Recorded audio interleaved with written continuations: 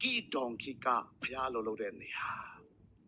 ယော်ဒန်ဆိုတာဓမ္မသစ်မှာယေရှုခရစ်ကကောင်းကင်နှစ်ချမ်းကွဲတဲ့နေရာ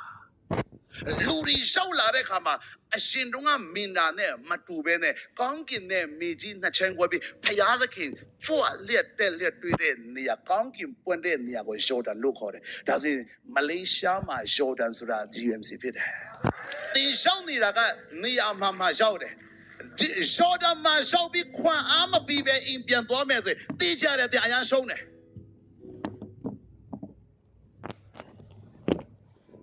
ဟာလေလုယာဣသရေလနိုင်ငံကိုတော့မစင်စားတဲ့ကောင်းကင်နှစ်ချမ်းကွဲတဲ့နေရာကိုယော်ဒန်လို့ခေါ်တယ်ဟာလေလုယာကောင်းကင်နှစ်ချမ်းကွဲတဲ့နေရာမှာလူတွေရောက်လာခွန်အားနဲ့ပြည့်တယ်ဘလောက်ပဲပင်ပန်းနေပါစေဝိညာဉ်တော်အလုံးလုံးတဲ့အသင်းတော်မှာရောက်လာလူတွေဟာအားပြည့်လာတယ်ထာဝရဘုရားကိုမြောက်လင်းတော်သူကတဲ့ဘယ်လိုလဲအားပြည့်ကြလိမ့်မည်ပြီးတော်လဲမပြင်းပန်းခရီးသွားတော်လဲထာဝရဘုရားကိုမြောက်လင်းတဲ့သူကထိုင်ကုန်ပေါ်မှာအိမ်ငိုက်တယ်ပါလားဒါဆိုသိရောဟာလေလုယာအိမ်ငိုက်တဲ့တဲမှာပါလားမပါဘူးဟာလေလုယာကြိုက်တယ်လို့ဟောဟာလေလုယာအာမင်အိမ်ငိုက်တဲ့အမျိုးမပါဘူးဟာလေလုယာဒီထဲမှာအင်္ဂိုင်းတဲ့သူတယောက်မှမပါဟာလေလုယာသင်ရဲ့တက်ကြွမှုလမ်းစာမှုကိုကြည့်တဲ့အခါမှာကျွန်တော်ထထဟောချင်တယ်ဟာလေလုယာအဲ့ဒီရှိယောပုံဆိုတာဘယ်လောက်ထိတောင်ကျမ်းတယ်လဲဘယ်လောက်ထိတောင်လူတွေကိုပြစ်မှားတယ်လဲခဏလောက်ကြည့်ကြမယ်ဓမ္မရာဇဝင်ရိယာစာဆောင်ခန်းကြီး7အခန်းငယ်30ကနေပြစ်မှားစရာအကြောင်းကိုပြုတ်လီပြည်သားတို့သည်နွားတငယ်ကိုကိုးကွယ်ခြင်းကဓာမြုပ်တိုင်အောင်သွားတတ်ကြ၏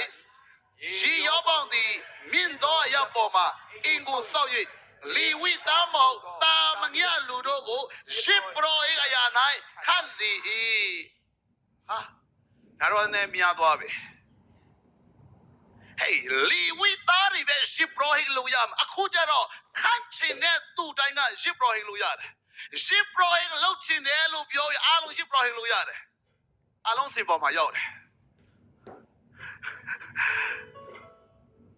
ရှစ်ပရောဟိတ်ခွဲခံထားတဲ့သူပဲရှစ်ပရောဟိတ်ဖြစ်ရမယ်ကျမ်းစာထဲမှာပါထားပြီးသားဒါပေမဲ့ရှီယောပေါင်ကျတော့လောက်ချင်တဲ့သူတွေအားလုံးကိုခေါ်တယ်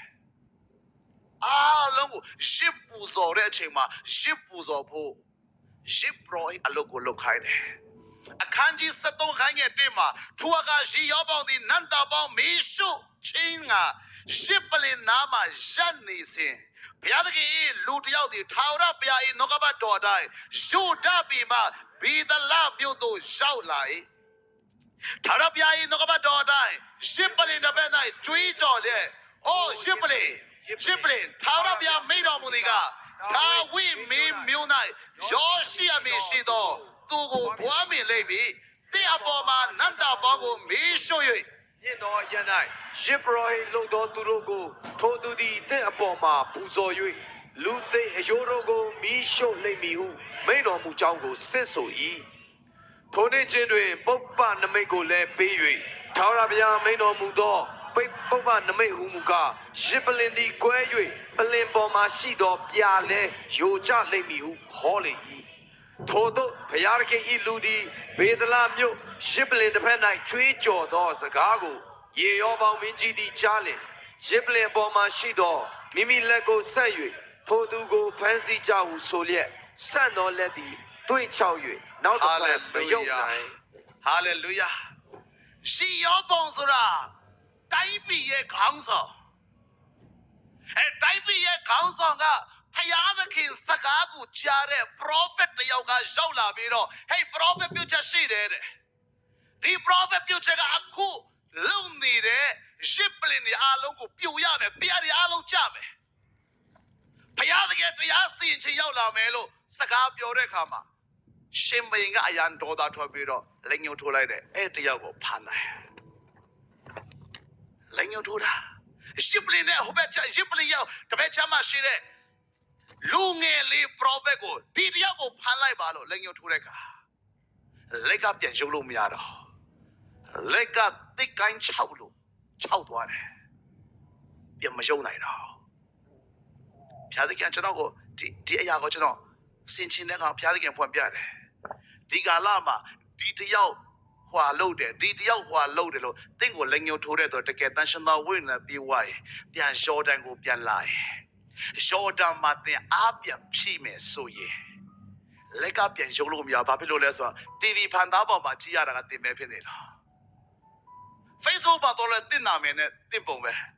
YouTube မှာတော့လည်းတင်နာမယ်တင်ပုံပဲလက်ကရိုက်ညောင်းနေပြီပြန်ရုပ်ချင်တယ်ပြန်ရုံလို့မရတော့အော်ဟိုနားမှာရှိပြန်ပြီအော်ဟိုနားမှာလည်းဒီဆရာပဲရှိပြန်ပြီဒီဆရာမပဲရှိပြန်ပြီဟိုနားမှာရောတိရဲ့လက်ကလက်ညှိုးထိုးဆရာဆိုလို့ prophet လူငယ်လေးပဲရှိတယ်ဒါပေမဲ့ရှင်ဘရင်ရဲ့လက်က6သွေးသွားတယ်ဒီကာလမှာလက်သွေး6ဆရာမလို့ကျွန်တော်ရဲ့လက်ကဟိုနားမှာသွားတယ်ဒီနားမှာတော့ဘုရားသုံးပြုတ်တယ်ဘုရားသခင်ချီးမြှောက်တယ်ဆိုရင်အဲ့ဒီသင်ကိုထိုးခဲတဲ့လက်တွေလက်ညှိုးထိုးပြီးသင်ရဲ့အာနယ်ချက်တွေကိုပြောခဲတဲ့သူတွေအားလုံးသူ့ကိုဒုက္ခပေးပါလို့ပြောခဲတဲ့သူတွေအားလုံးကသင်ရဲ့နာမည်ကြီးချမ်းကြောင်းပဲသူတို့ပြောလာလိမ့်မယ်ဟာလေလုယာမြို့တကားမှာရောက်သင်ရဲ့နာမည်သင်ရဲ့ဆိုင်ဘောတွေတွေးလာလိမ့်မယ်ရှိုးချုပ်တဲ့မှာအော်ဒီဆရာမဟာဒီလူငယ်လေးဟာလေလုယာသင်နာမည်ပါပါစေလူတွေကဒီဆရာမဒီလူငယ်လေးလို့ပြောလိုက် DMC ပါပါစေဟာလေလုယာရှင်မင်းကလက်ရန်ကြောင်းနေပြီပြန်ရုပ်လို့မရတော့ဒီကာလမှာလူတွေရဲ့လက်ညောင်းရလောက်တဲ့အထိကွန်ပျူတာကိုင်လဲတင့်ကိုလည်းလက်ညှိုးထိုးပါစေဖျားခရရန်ကောင်းမြတ်တော့ဟိုနေပြန်ရောက်အော်ဒီရောက်ပါပဲလက်ကငန်းနေပြီကိုတော့ချပေးပါမရအောင်ဒီလောက်လက်ညှိုးထိုးချင်မှာတော့တည်တဲ့အထိထိုးဟာလေလုယာအာမင်ဆရာဘင်ဂျမင်ဟိုပြတဲ့တရားပြတဲ့ပြောတဲ့သူတွေအားလုံးကဖန်သားပေါ်မှာဆရာဘင်ဂျမင်ကိုပဲတွေ့ရလိုက်မယ်နောက်စီဟိုမှာတော့အော်ဒီဆရာဘင်ဂျမင်လားအော် Facebook တော့အော်ဒီဆရာဘင်ဂျမင်လားဒီနာတော့ဒီဆရာဘင်ဂျမင်လားဟိုနာတော့ဒီဆရာဘင်ဂျမင်လားဒီလက်ညှောင်းအောင်ထိုးရလိုက်မယ်ဟာလေလုယာဖျားသခင်တည်ရဲ့လက်ကိုညှောင်းစီပါအဖေလို့လဲဆိုတော့လက်ညှိုးထိုးခဲလို့အဲ့တိမပါ